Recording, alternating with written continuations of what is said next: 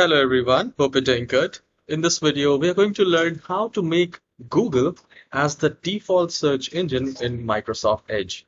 So if you have mistakenly did something and it has changed automatically, you don't know. So I'll just open the Microsoft Edge.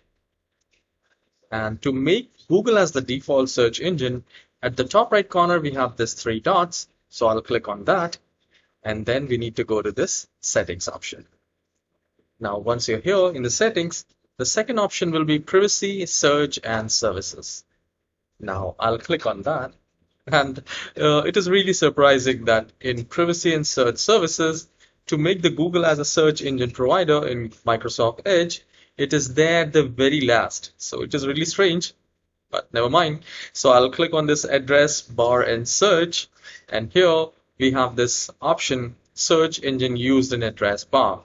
So from here, you can select Bing, Yahoo, Google, and once you make the default search engine, once you have selected, close it and just reopen it. And here you can type anything and just search it. So I'm searching the laptop right here and I see the Google results. So I hope you have enjoyed this very short tutorial. Please hit the like and subscribe, and I'll see you in the next tutorial. Have a wonderful day.